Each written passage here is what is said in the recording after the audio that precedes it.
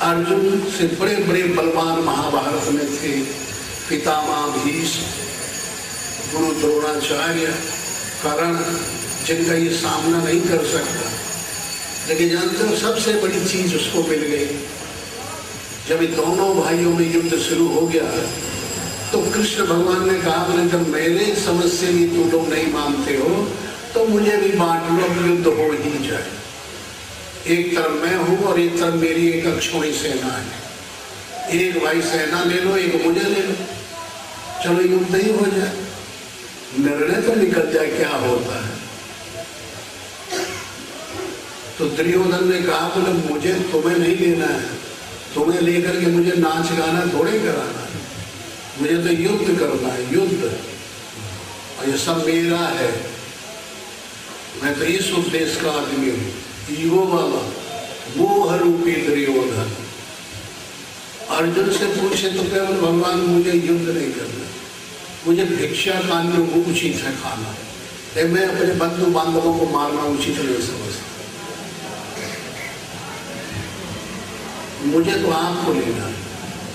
तो अर्जुन तुम ये क्या कहते हो, मेरे पास मैंने प्रण कर लिया है कि मैं युद्ध में हथियार नहीं उठा सकता, मेरे से कुछ बनेगा क्या, कुछ बने या ना बने मैं तो आपको लूँ। तो उनको ले लिया, तय हो गया। देखिए मानने क्या बात है, जो सबसे माइन्यूट होता है, बारीक होता है, वही तो करामात है, बाहर तो कुछ नहीं धरा है, उसकी कीमत बढ़ती जाती। आज देखिए इलेक्ट्रॉन, प्रोटॉन, न्यूट्रॉन बनाया है लोगों ने, बम बना दिया, उसको देखिए छोटे से छोटे आइटम को, और फिर वो विखंडन जब करते हैं तो आधा से करते हैं तो उसके गुना 4 गुना शक्ति बढ़ जाती है, जितना छोटा बना दें उतना बढ़ती चली जाती है। नियम यह है।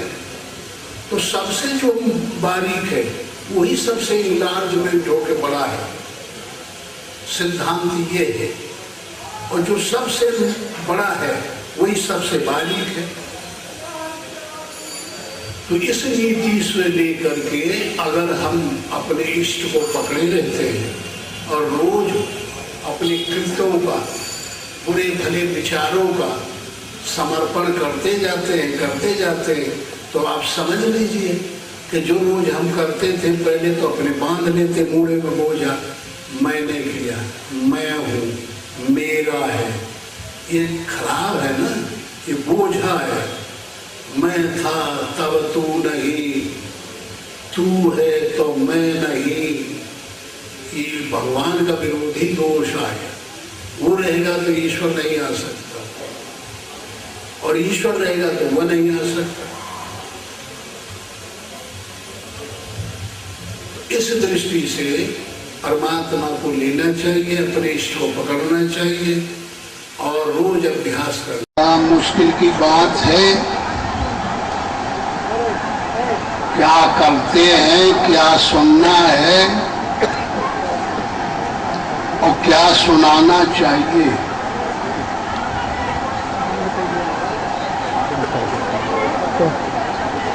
आनंद तब आता है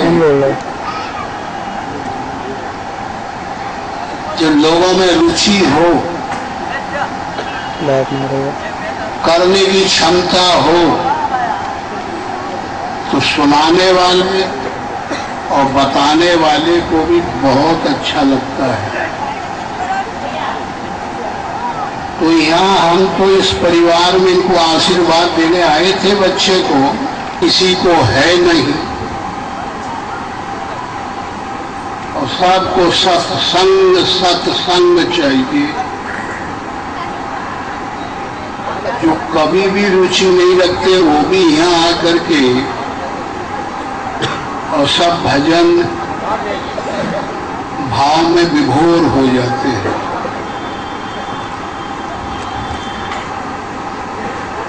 हम तो आप सबसे 2 बात कहना चाहते हैं,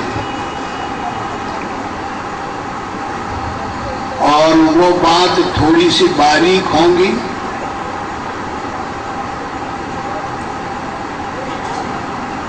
और उनमें रहस्य भी होगा,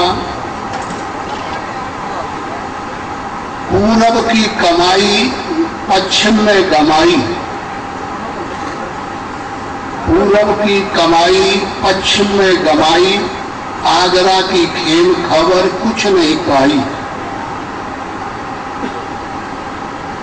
आई तो दिल्ली के दलालों ने सौदा बिगाड़ दिया। पूरब की कमाई पश्चिम में गमाई। अब आप सब लोग बड़े भाग्य मानुष तन पावा। देखिए गोस्वामी जी क्या कहते हैं, बड़े भाग्य से मानुष तन मिलता है।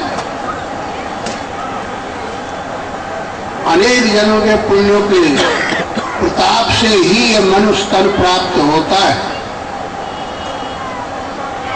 कबहू कर करुणा नर देही, देत ही सबिन हेत सनेही। अगर हित के महान आह्लादनी कृपा करके परमात्मा मनुष्य तन देता है। मनुष्य तन मिलने का तात्पर्य यही है कि हम परमात्मा को जाने। विषय करना, झगड़ना, लड़ना, उपद्रव करना, बेईमानी करना, भलाई करना, तो ये तो सब इतर जीवों में भी शोभा पाता है। मनुष्य योनि तो एक चैतन्य योनि है, एक विज्ञ योनि है, एक वैज्ञानिक योनि है। ब्रह्मा ने जब मनुष्य को बना के प्रथम शुरू में और परमात्मा के सामने खड़ा किया तो परमात्मा इतने निहाल हो गए, इतने प्रसन्न हुए कि उन्होंने अपनी आत्मा को इसमें डाल दिया। तब से ये मनुष्य तन आत्माधारी कहलाता है। आत्मा इनका कोई दुख देता है तो कहते हैं आत्मा को कष्ट हो रहा है। परमात्मा स्वयं इसके अंदर अपना विराजमान हो गए। देखिए किस तरीके से शरीर बना। ये 5 तत्व से बना हुआ है जो ये दिखाई पड़ता है। छित चल पावक गगन समीरा, पंच रचत ये अधम शरीरा। देखिए इसके अंदर 17 तत्व से सूक्ष्म शरीर है जो ये शरीर रूपी मकान है, 5 तत्व से बना है। और इसके अंदर जो ये आवाज आ रही है, बोलता है, बताता है, तमाम प्रकार की वैज्ञानिक कोष रील भरे बैठा हुआ है अंदर हमारे तुम्हारे ये सूक्ष्म शरीर। और उसके अंदर एक कारण शरीर है जो स्वयं 25 तत्वों का बना है या शून्य का बना है।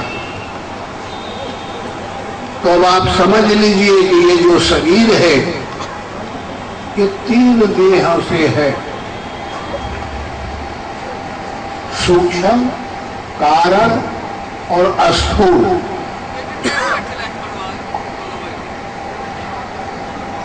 इसमें देखिए विष्णु भगवान का चेतन का प्रतिबिंब कारण शरीर में है, सूक्ष्म शरीर में ब्रह्मा जी का और शंकर जी का स्थूल शरीर। ये हमारे तुम्हारे शरीर के अंदर इन्हें आत्मा स्वयं प्रकाशित कर रही है। अंतःकरण में बुद्धि है, मन है, अहंकार है, चित्त है। ये 4 अंतःकरण है, 10 इंद्रियां हैं।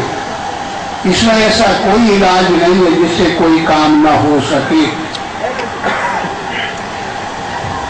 अब बड़ा ताज्जुब और बड़ी परेशानी ये है कि इस अलौकिक परमात्मा के खेल को और हम इसमें हमारे अंदर बैठा हुआ शरीर में सब क्रियाएं करते हुए और हम इसको जान नहीं पाते।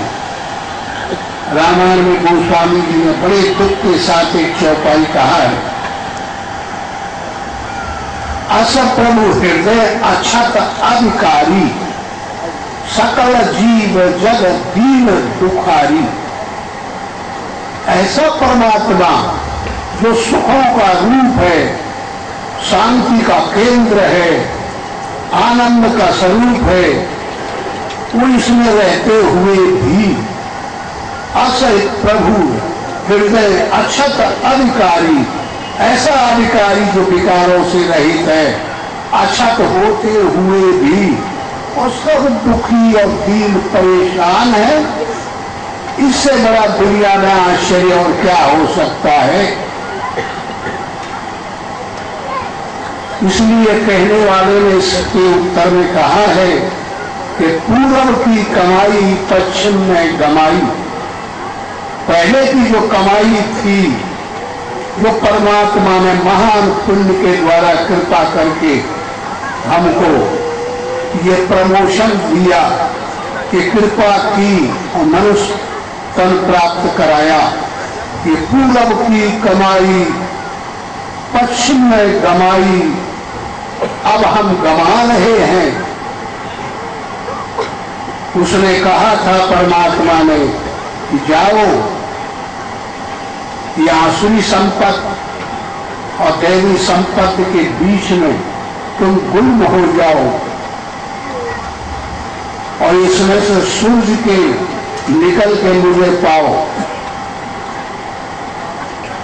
लेकिन पता नहीं हमने वो सब तो नहीं किया, लेकिन हम दबा जरूर रहे जो अनेक जन का पुण्य मिला था। तो ये शरीर केवल परमात्मा को पाने के लिए, ये बूंद जो बरसात की आती है,